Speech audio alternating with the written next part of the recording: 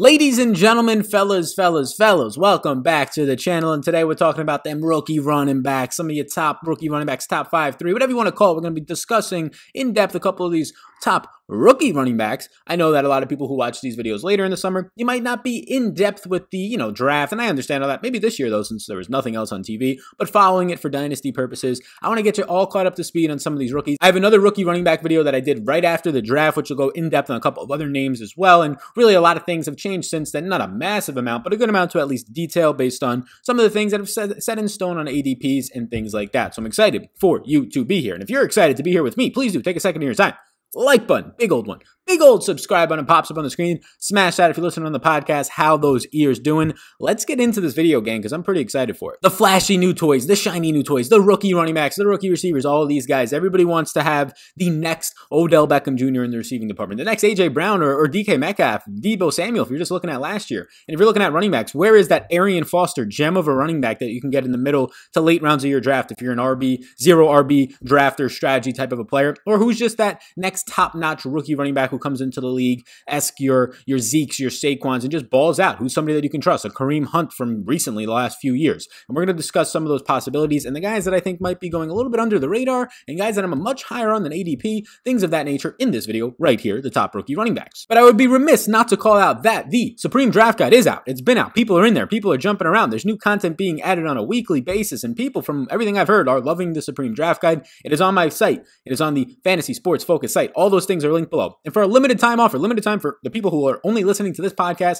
and watching this YouTube video, you can get it for $10 thanks to Monkey Knife Fight. All the information is in the description below. And for the people on the podcast, because I know it's a little bit more difficult to get into the description, or if you're just watching on YouTube, if you go over to Monkey Knife Fight, if you sign up and deposit for the first time and use the promo code SALNFL, all one word, SALNFL, you'll get the Supreme Draft Guide for free. They'll give you $15 to play for free on the site. All of it ends up coming out to just $10 for you, but you got $25 in your account over there and the free Supreme Draft Guide for a third of the price, which you normally would play, plus the bonus cash in the site itself, Monkey Knife Fight, a little prop betting site. So they're sponsoring it, but again, you can just click the links in the description and it does the same thing for you. Go ahead, check that out. This is if you're watching on the YouTube page, this is the rookie running back profile page, which is just a list. You go through, you want any running back that was drafted in this NFL draft, all 17 of them on here, little description, little bio, you get all caught up to speed. You didn't have to do the months of research, the months of paying attention to the draft process. You come in here, you take a look at these profiles. They're supposed to be quick, hard-hitting. You understand what these players are about and where they're going. And just like that, in maybe even a couple of minutes, the player that you were looking at and interested in, you now know all you need to know for this year. Check it out. So go get that Supreme Draft Guide, $10 right now, thanks to Monkey Knife Fight, FantasySportsFocus.com, my website, all me. Check it out. Appreciate all of you. And with that being said, let's break down into Clyde Edwards-Helaire, the only running back taken in the first round. Pick 32, the last pick overall by the Kansas City Chiefs. And man, it might not have been a better fit for any running back. Any running back that would have went to the Chiefs in this draft, it would have been a fantastic pick. Everybody would have liked a new shiny toy, but the fact that he had that first round capital, now has that 50-year option, now is going to be paid a lot more money than if he went just 10 picks later. It incentivizes him to be used more in this offense. And Patrick Mahomes said, I want Clyde with that first round pick. Go get him. So that weighs a little bit as well if you did not already know that. Now let's discuss Clyde Edwards-Helaire in college. Well, he's 21 years old coming out. He's 5'7", 207 pounds. He ran a 4.60. Now you might say, he's too slow. Well, Kareem Hunt ran a 4.62. Kareem Hunt was slower going into the Chiefs offense, and I think we all know how that went. Top end speed for the most part, it's going to matter. Like Eddie Lacy could never break a long run for a touchdown for the Green Bay Packers, but for the most part, a lot of guys are going to be fine in that area. Also, Eddie Lacy put on somewhere around like 50 or 60 pounds because he had a condition, so that's not being factored into that when people want to talk about speed coming out of college. But in 2019, last year, he ends up winning the national championship with LSU, 214 carries, over 1,400 yards, and 16 touchdowns. The big one, he caught 55 balls. Now, we got a couple extra games because they actually went to that title game on 64 targets, but only one receiving touchdown for 453 yards. So although he was catching a lot of passes, he was never really schemed into the offense. He was checking it down. He was elusive, but never really did a lot after the catch. He wasn't as efficient in the passing game as people think. He just saw a lot of volume. Now, he broke 71 tackles, which ranked 14th overall on a per-touch basis, and he ranked 44th in breakaway run percentage. Again, the speed is not great right there, and the burst in general is not great, which usually means you're not getting a lot of 15-plus yard runs. Now, he could be shifty and gain an extra 2 or 3 or 4 yards, which is good and something that he was able to do based on his broken tackle rate, but just breakaway percentage in that big boom-bust upside and just break a huge run, your Saquon Barkley home run hitting ability, not there for Clyde Edwards-Helaire. He did see a 10.2% target share. That was the 55 receptions on 58 targets, so very good catch percentage. Again, a lot of them were little checkdowns. So what are you going to get from the Kansas City Chiefs this offseason? Let's look at how he's going to kind of fit into this offense. Is he the main guy? That's the big question I'm sure a lot of people are asking. Well, they actually signed a running back in DeAndre Washington before the draft, but at this point, based on the first round capital, that's probably just forgotten about. Doesn't really matter all that much. Outside of that, when it comes to offensive line play, they added Mike Remmers, and when it comes to just players that they lost Steven Wiskinski, a former draft pick of theirs, and Cameron Irving as well. And then in the draft, they took Lucas Niang in the 3rd round. On offense, the only other offensive pick was the one, Clyde Edwards-Helaire, in that 1st round. So if anything, the offensive line is going to kind of stay the same, and now you just have a running back coming in there. They lose Brandon Bell at tight end, but nothing really major there. So it's now a situation where you're looking at this and you're going, okay, well, it's Damian Williams back there with 1 year left on his deal, and then it's not really much more. LaShawn McCoy is no longer on this team. The guys in DeAndre Washington and Darrell Williams that they pick up, not really major impacts there. Darwin Thompson, the 2nd-year player who had a lot of hype last year, maybe more of a sleeper in dynasty formats at this point, if anything, and maybe you could sleep all the way to sleep on that one. But yeah, it's Clyde Edwards-Helaire's backfield with Damian Williams, though. When it comes to dynasty formats, Clyde Edwards-Helaire looks great. Patrick Mahomes' offense, Andy Reid, it's looking real good for the kid coming out of college at just 21 years old with pass-catching abilities in this dynamic offense. But then you look at this year specifically, Damian Williams is still on this team. They have a pretty deep depth chart. Also, Elijah McGuire's in this backfield, a former Jet. But you're looking at it, he's going to be a free agent next year, Damian Williams. So that's great for next year on, but he's still owed $1.85 million. And I don't think they're going to just cut that and take that hit, the Kansas City Chiefs. And Damian Williams arguably was the MVP of the Super Bowl last year. Now, I think it was Patrick Mahomes, but he put up a crazy good performance to at least say, this guy was very meaningful for us winning a Super Bowl last year. We're not just going to cut the guy, and he does perform very well. He's a good player in general when healthy. He's a good pass protector. He ranked 37th in that regard, so he's going to force a committee at the start of the year at the very least. In 11 games last year when he was healthy, he had 111 carries, 498 yards, and 7 touchdowns. He got 30 of 37 targets, so he can also catch the ball as well. But something to point out is that Williams has missed 10 games since 2017, so he is dealing with injuries kind of often at this point. But the big takeaway is that Clyde Edwards-Helaire is just not going to be a full-time back. It might take him 4 to 6 to 8 weeks, very similar to Miles Sanders last week, to take on that full-time role. But unlike Miles Sanders, he profiles out similar to the guy he's competing with. Miles Sanders last year, Jordan Howard, a grinder on the ground who really was not producing much for them. He would be okay, but they never added much upside. Damian Williams has upside. There's not a lot of guys, and Clyde Edwards-Helaire is one of them, but there's not a lot of guys who can take on that Damian Williams role of just catching a wheel route 30 yards down the field in stride with Patrick Mahomes. He's a good route runner, he's a good pass-catching running back, and he's a good pass protector. So although I do think that Clyde Edwards-Helaire is probably the better running back at this time, just based on his age coming out of college, you get that youth around him,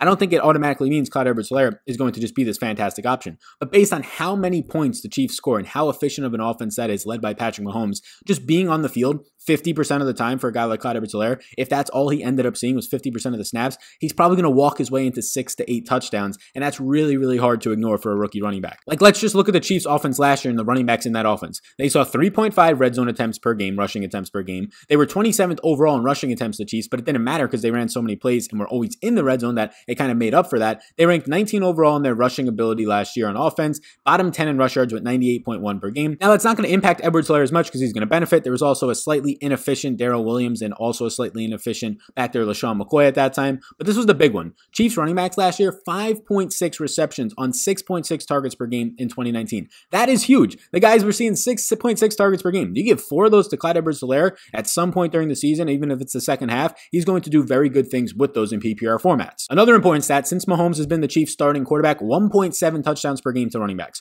1.7 touchdowns per game to running backs is absolutely huge. So if you're going to look at that number and think that he's on the field 50% of the time, Edwards-Helaire does have 8 to 10 touchdown upside in this offense, even if it is on somewhat limited touches. Now, finally, the offensive line did rank overall 13th, and now they had a couple of injuries and replacements were not too good, so it was an above average, slightly run blocking unit. It should be very similar this year since they didn't really swap out too much and they didn't really gain too much, just got Mike Remmers. Now, I'm back to my draft guide, Supreme Draft Guide, again, link below on Fantasy Sports Focus, my website, and I just want to look at some of the pros and cons here, and this is all going to be formatted differently as the summer goes on and we just got the soft launch out, but it looks very, very slick. Can catch passes as a pro, yes. Very elusive, 21 runs of 15 or more yards, so that was good to see. Just a breakaway percentage on those going for 20 plus yards was not really there, but he was able to get a good amount of rushing attempts and at least rushes of 15 or more yards. Tough to bring down, makes the first man miss. Very Saquon Barkley-esque in somewhat Barry Sanders. I'm not going to compare them totally, but like that type of skill set, right? Just the ability to make the first guy miss. After that, though, and not a ton of overall bursts. A lot of that is due to top-end speed, but that's not really something that's going to matter all that much on a per-touch basis.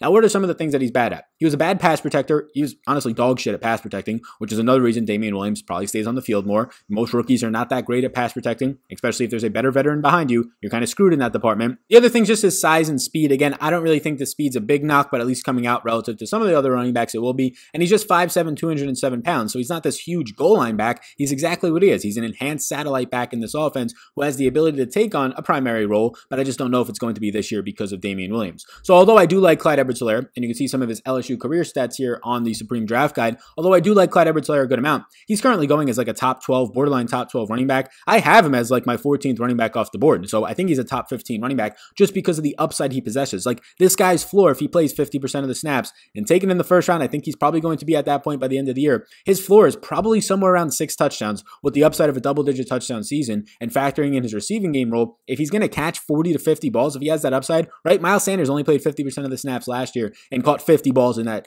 Philadelphia Eagles offense. If Clyde Edwards-Helaire does that, yeah, I do think he is deserving of a top 15 pick for this specific year, and definitely a dynasty darling in my opinion. So Clyde Edwards-Helaire is the first rookie running back. There's your little brief on him. Let's get into the next player right now. My man out of Florida State, Cam Akers is your next player, who was taken with the 20th pick in the second round by the Los Angeles Rams, who probably didn't need a running back, but they went ahead and taken him after taking Darrell Henderson in the third round last year. Cam Akers is only 20 years old, so he's very, very young. He's 5'10", 217 pounds, so he's got a lot of muscle on him. He ran a 4.47, very good speed. Now, Cam Akers in 2019, while he was at Florida State, dealt with the 4th worst offensive line in the Power 5 last year. The conference is very, very bad. He was 76 missed tackles forced, which was 7th in college football. His overall numbers, 231 carries for over 1,100 yards and 14 touchdowns. He also can catch passes. He's got good hands. 30 receptions on 38 targets for 225 yards. That ended up being a 9.7% target share, which we do love to see those types of target shares overall. Now, in his overall career while he was there, you can see the career numbers flashing up on the screen right now. In his career, he averaged 4.9 yards per carry on a 79.1% catch rate as well. He got 68 of his 86 targets. That's where that catch rate comes in. And he had 586 attempts on the ground. Now, he did catch 9 of 77 catchable passes, which is not great, 11%, 11.5%. He was a standout pass protector, only 15 pressures on 324 pass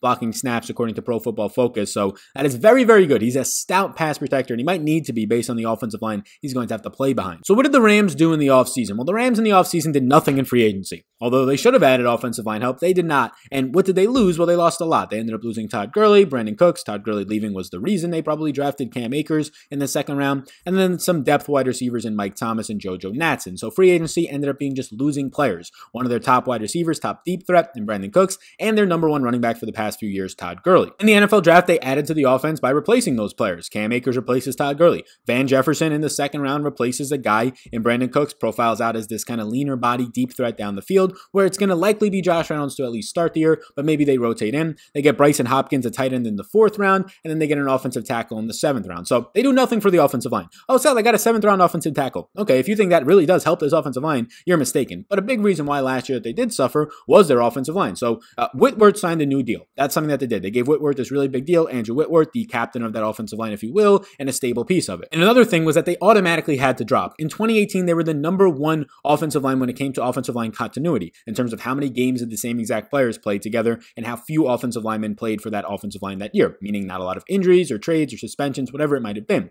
So in 2018, they were number 1 in that department. They then dropped a bunch of spots to ending up losing 9 different starters on the offensive line. And the biggest streak of games with the same offensive line was just 7. So beginning to end of the year, they were decimated with injuries throughout the entire time. So although the offensive line was bad last year, a lot of that, and it was fantastic in 2018, probably one of the best in the entire league, a lot of it was just due to injuries. When you have 9 different offensive linemen start for you in 16 games, that's going to lead to issues in continuity and just people having to shift their positions. But the alarming thing was that even though they had all these injuries and they saw how bad it was, they really didn't add any depth. So it is a concern in my opinion, but we'll see if they can just get back to normal. They've obviously lost players through to retirement due to free agency from 2018 to 2019. So it's not that same offensive line from 2018 if they stay healthy. It's not as simple as that. So I was a little bit confused and concerned with why they didn't add anybody to the offensive line, but maybe naturally they'll just get healthier and better because injuries were a major issue for the offensive line last year, not just the skill level of those guys, although they weren't that great either. So what is the backfield competition for Cam Akers? Well, it'll be Darrell Henderson, third-round pick last year, Malcolm Brown, and John Kelly as of right now. Henderson was a third-round pick last year and looked like somebody. He was getting drafted in like the 5th and 6th rounds of drafts because people thought Todd Gurley wasn't going to play last year, and then he ends up playing like an overall total. If you look at the entire season of snaps from all the games, he only played in 9 games, but he only actually played in 2% of the overall team snaps. But if you look at the 9 games that he played in, it was much higher than that. Nothing crazy though, just 14% of the snaps, as you can see flashing his stats from last year on the screen. 39 attempts for 147 yards, just 4 receptions on 6 targets for 37 total yards. So all he ended up seeing was 4.3 attempts per game. When you factor in his 4 receptions, it was like 4.4 touches per game for 16.3 yards per game. Not great at all. It was like 2.5 fantasy points per game through the 9 games that he actually played, and just 3.7 true yards per carry, a metric from Player Profiler that all that pretty much means is they take out the long runs so it's not as skewed. It makes it a better number because yards per carry can be skewed when a guy doesn't have a ton of carries. Maybe he only has 100 and he had like 3 carries for 40 plus yards. So now he's going to look really good even though all of his other carries kind of stunk. It's going to take that out and just make it a better and a truer, as it indicates, number. Now Malcolm Brown is the veteran on this team, or at least a guy who's played more years than just 1 like Darrell Henderson and 0 like Cam Akers in the NFL. 23.2% of the snaps last year, 69 attempts for 255 yards, 5 touchdowns. He also was not used in the receiving game, and not a lot of running backs in general were. We'll talk about Gurley in a second. 2 receptions on 6 targets for just 16 yards. 3.6 true yards per carry was actually worse than Darrell Henderson, which was already bad because Brown ranked 53rd in that area, and he ranked 46th in yards created per touch. Look, Malcolm Brown's just meh. He's literally just meh. He's just a body out there that is not going to excite anybody, and if anything, he's not going to add to the success of your running game by any means. The one thing that he can do is at least pass protect a little bit, but so can Cam Akers. Now, Todd Gurley's gone. What is Todd Gurley leaving behind? Well, he played 76% of the snaps last year, top 10 in that department, even though everybody was jumping up and down. Why is he not playing on the field? He still was playing a lot of snaps last year. 223 carries for 857 yards and 14 touchdowns. He also caught 31 of 50 targets. So this guy last year saw over 250 total touches, even though everybody was screaming on, oh my God, his knee. And he definitely took a hit down. The touchdown saved him, but what you're looking at was he only saw 50 targets last year after seeing 81. He lost 31 targets, and he led the league in running back drops with 9 last year. That was the most drops in the league amongst running backs. I believe he might have been tied with Cohen in that department, Tariq Cohen from the Bears, but he did see 59 red zone touches, which is very, very good because that was 3rd in the NFL. They love to use their running backs in the red zone, whether it's Todd Gurley, whether it's Malcolm Brown. He scored 5 touchdowns last year, all in the red zone. He ended up seeing 3.9 per game alone was Todd Gurley as the lead back in this offense. He's leaving behind 16.9 touches per game, and the Rams last year ran 25.1 times per game, 18th most in the league. But the big thing is that the Rams, when they're playing from behind and if they're trailing, and really at any point, play so fast, especially when they're playing from behind. So Cam Akers coming in is likely the best pass-catching running back out of John Kelly, Malcolm Brown, and Darrell Henderson on this team, potentially up there with Malcolm Brown as the best pass protector on this team, and now the draft capital much higher than Malcolm Brown, of course, and he's just another guy. It's going to be a round higher, which means more investment than Darrell Henderson Jr. from last year. So there's really not much competition. Honestly, if I was to be honest here, out of all the running backs we're going to talk about in this video and all the rookie running backs for this specific year, maybe not their entire career, but even then Cam Akers looks pretty decent. But for this specific year, the most opportunity might come from Cam Akers. Now, I think Clyde Edwards-Helaire is in the better offense. We'll talk about a guy in Jonathan Taylor who I've talked about before, who I think is the best talented player and is behind the best offensive line. But when you look at opportunity in terms of which running back can I see potentially having 250 plus carries this year, it is Cam Akers above everybody else if everything plans out where Jonathan Taylor, we'll talk about, doesn't play as much for the first month. Clyde Edwards-Helaire isn't the main guy ever in that backfield when it comes to pure carries. Cam Akers can start week 1 like Josh Jacobs did last year. I wouldn't be shocked if the guy sees 20 overall touches, 4 receptions, maybe even a touchdown. That's how much of a upside this guy is. And they recently said they think Malcolm Brown has a role on this team, that they think a guy in Darrell Henderson has his role on this team. And then when they were talking about Cam Akers, they were saying pretty much how he has to carry a lot of the workload. They didn't say that directly, but that's what they were talking about. The owner of this team was saying how these other guys fit into different roles, but Cam Akers is kind of the guy that they drafted high in the 2nd round, a guy who's going to be filling in for Todd Gurley. At least that's what I'm going to expect, and I like him right now. He's a top 28 running back for me, right around top 25 overall in my rankings. The next man up I've done an individual video on how I think you should draft him is Jonathan Taylor. He is by far, in my opinion, the best running back in this draft. Again, I'll say it as I have been saying, if this was 5 to 10 years ago and running backs were more valuable to teams as they are not right now, Jonathan Taylor probably would have been taken in those first 10 picks, right where Saquon, Zeke, and Fournette have gone in the past. I think that's how good Jonathan Jonathan Taylor is and how good he would have been viewed by other teams if it wasn't this fact of, oh, we don't need to take running backs in the first round anymore, which you really don't. You shouldn't have to lock in those contracts when guys are just as good that go undrafted, honestly. Maybe not similar to the Zeke and Saquon talents, but similar to those mid-round picks. So Jonathan Taylor, in my opinion, was arguably the best pure zone runner, which is the NFL football scheme. So it carries over very nicely from college in college football history. He's up there for that. Like, he was a better running back in college just on the ground than Saquon. Saquon definitely edges him out in the receiving game. But if you want to know in depth a lot more, just a detailed video, Jonathan Taylor, his video that I have on him, I'll pop it up on the screen, the thumbnail. You can check that one out for sure, but I'll break it down a little bit here as well. Taylor in college, while at Wisconsin last year, he's 21, he's 5'11", he's 226 pounds. He's just a brick wall of muscle. He ran with 4.39, and he has been comped to Zeke, and I do see those comparisons. Last year, he ran the ball 320 times. You factor in his 26 receptions. He had 346 touches last year, over 2,000 yards in the rushing game, 242 in the receiving game, and he had 21 touchdowns. He was an absolute beast. He was number 4 in college football in missed tackles forced with 89 last year. This guy was an animal. That was career at Wisconsin, 925 carries. He had 6,159 rushing yards and 50 touchdowns. And he had 55 total touchdowns when you factor in his receiving touchdowns. Now, you've already seen this tweet if you've seen the other videos, but Graham Barfield points it out great here. Jonathan Taylor, the stuff coming out of the draft, the guy can't catch. He can catch the ball. If you're going to compare him to Clyde Edwards-Helaire and DeAndre Swift and other guys that can catch the ball in a really elite level, then yeah, he's not going to look as good. But just relative to most NFL backs, he's going to look like a very competent pass catcher. These are the stats, right? Melvin Gordon, the guy who can't catch passes, caught only 22 balls coming out of college. That was the narrative. Then he goes on to catch a ton of balls with Phillip Rivers when he was at the Chargers. Jonathan Taylor, last year alone, caught 26 balls. That's 4 more than Melvin Gordon did in his entire 3-year career. So he had better numbers in every department. Receiving touchdowns, receiving yards, and receptions than Melvin Gordon did in 3 years. He did all that last year. And you know who he gets to have as his quarterback coming out like Melvin Gordon did? Phillip Rivers, the same quarterback who likes to check the ball down.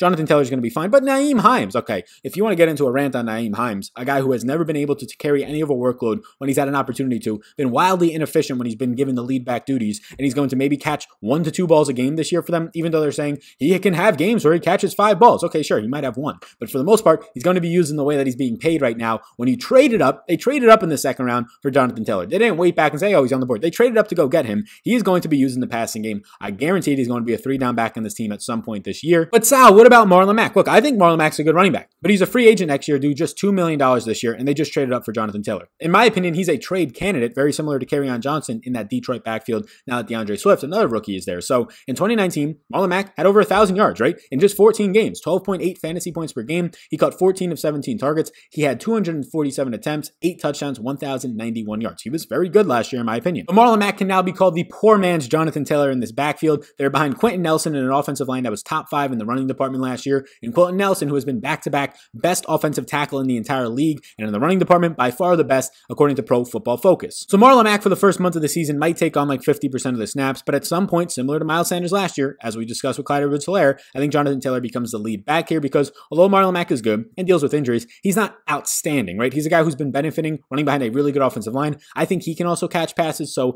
although there's some hype during the offseason of Nyheim Hines catching passes from Phillip Rivers, I don't buy it as much because there's 2 more talented running backs ahead of him in Jonathan Taylor and Marlon Mack who can catch passes. But Sal, Marlon Mack only caught 14 balls and 17 targets. Okay, well, he didn't have Phillip Rivers throwing the ball, and in college, Marlon Mack was a very good pass catcher. Just the role that they use him in this offense is not to use him in that way. But I think Marlon Mack might take on the Nyheim Hines role, honestly, and Jonathan Taylor go to be the lead back, the Marlon Mack of last year at some point this year. In these rushing offense last year, number 5 in rush attempts per game, 29.4. Beautiful for Jonathan Taylor. 3.6 red zone rushing attempts per game to running backs. Beautiful. 4.4 receptions and 5.6 targets per game. A lot of that was Nyheim Hines, who ended up catching 44 balls last year on 58 targets, 6.6 fantasy points per game. Hines was ranked 16th in running back receptions and targets on 32% of the snaps last year. Just 52 carries for 199 yards and 2 touchdowns. You can see his stats right there. Nyheim Hines has 2 years left on his 4-year, $3.18 million deal. He has $750,000 left on his deal this year, so I don't think he's going to be cut since he has so much years left, but I wouldn't be shocked if he's not used as heavily as people are hyping him up to be used. And the big thing for the rush offense, a 1,000-yard rusher in Marlon Mack in just 14 games, 17.6 carries per game.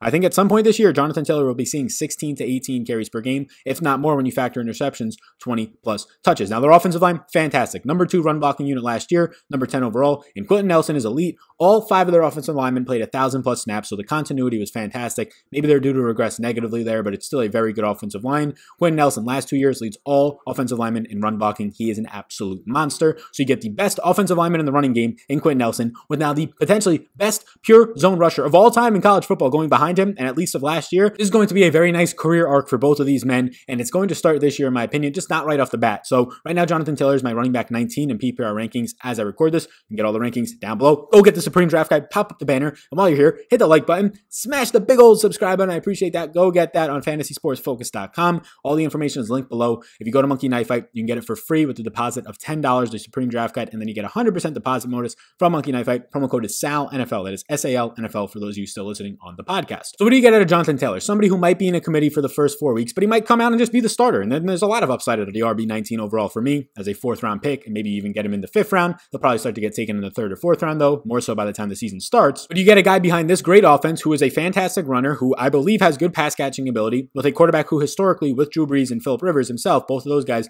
check the ball down a ton and do a very good job of it and play schemes around that. Screen plays, check down running backs, and they're not afraid to do it. So I think Jonathan Taylor's in a really good situation in this offense. And we can go over to the Supreme Draft Guide now to take a sneak peek at some of his pros and cons. So if we zoom in on some of the pros on this screen, you can see his profile right here, along with all the other rookie running backs are on the Supreme Draft Guide. Good zone runner, and by good, fantastic zone runner. Breaks tackles with ease. He's NFL ready based on the running scheme he was in at Wisconsin. Number 3 in yards after contact, number 3 in forced missed tackles, and number 2 in carries of 15 or more yards. He's a red zone and goal line back. He has the build of muscle, 226 pounds. His only negatives right now, pass catching role is what people will tell you is a negative. I think he's going to be a fine pass catcher. He did drop 12.3% of his passes and fumble 17 times in college. He has to shore those up, but those aren't things that are relatively skill-based. It's just about working on them a lot more during the offseason. And some people might see 925 career carries, factoring in his receptions, close to 1,000 total touches in college, and say that that's a lot of tread on the tires. But if he was like 23 and a half years old coming out, I would say it's a lot of tread for like an aging body, quote unquote, but he's just 21 years old, so 21 and a half by the time the season starts. I'm not too concerned with all that workload. If anything, it's good experience for a guy who's still yet to hit the prime of his career, in my opinion. So that's where I'm at right now with the top 3. Some other guys to mention. The guys that I would like after that, in my opinion right now, J.K. Dobbins and DeAndre Swift are very close for me. DeAndre Swift has a slightly easier path to be relevant because of his pass catching ability, but I would be shocked if the Detroit Lions are not in the bottom 15 and if not the bottom 10 in rushing attempts per game.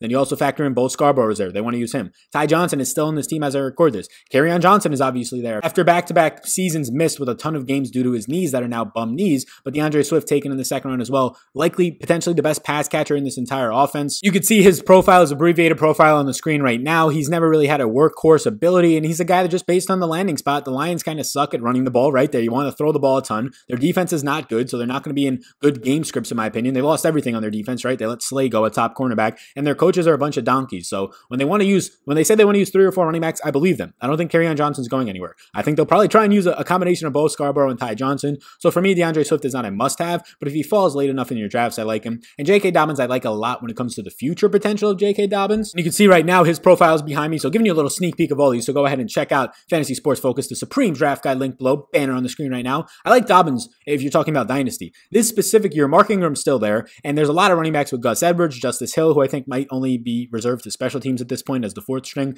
But Dobbins has a lot of upside. He's another guy that if you're getting him as like your RB5 later in drafts, if you can get Dobbins in like the 10th round, I like that a lot. But if he's going to go in like the 8th round, just pass on it. Take wide receivers, tight ends, maybe even a quarterback at that point. But he was very good at Ohio State. 3 1,000-yard seasons. Even as a true freshman, he was a baller. 300 carries alone for 2,000 yards last year. He was very good at forcing mixed tackles, top 10 in that department. Number 1 in runs of 15 or more yards. This is a very good running back in J.K. Dobbins, and he's in an offense that ran the most last year with Lamar Jackson and Mark Ingram and Gus Edwards. So if he steps into that Gus Edwards role from last year, he'll be in a very good spot to see maybe even 6 to 8 touchdowns. So there is upside for him in this offense, but if the offense does regress and they don't run as much and not miles and lapping the field in the rushing department with their running backs, like they made Mark Ingram a 1,000-yard rusher on less than 50% of the snaps. Highly efficient last year. If J.K. Dobbins can get something of that, take a little piece of that, I think he'll pay off a 10th round pick for sure, but 8th round can start to become a little sketchy. He's a very good dynasty option though. Zach Moss is at least worth a mention before we close this up. And then guys, I don't want Keyshawn Vaughn. If you have not yet already watched it, check out my Do Not Draft running back videos because I do not want Keyshawn Vaughn this year. Everybody loves Keyshawn Vaughn, at least early on in the summer. I don't want him. I'd rather have his other running back, Ronald Jones. You can check that one out for more on that. But thank you so much for tuning into this video. My name's Sal Vetri. Hit me with the like button before you go. Hit me with the big subscribe button before you go if you would be so nice yourself. And check out the Supreme Draft Guide. You can get it for just $10, limited time only, thanks to Monkey Knife Fight. Promo code SALNFL, SALNFL on Monkey Knife Fight. Get you that. But the links below will take you there. If you're not eligible for the Monkey Knife Fight offer based on the time you're watching this, you can just go down below in the description and get it on the site itself, fantasysportsfocus.com, my website. Check it out. I appreciate you all being here. Potentially by the time you're watching this, this website will look a little bit different, but this is my website right now. Pieces of it. You can't see the top part because it's cut off, but this is the website, Fantasy Sports Focus. I appreciate you all being here. My name's Sal Vetri. Thanks for tuning into this video. Like, subscribe, share, all those things. Notification bell as well. Get the Supreme Draft Guide. Football season is almost here. I'm getting so excited, as you can tell right now in my voice. Peace out, gang. Stay safe. See you in the next one.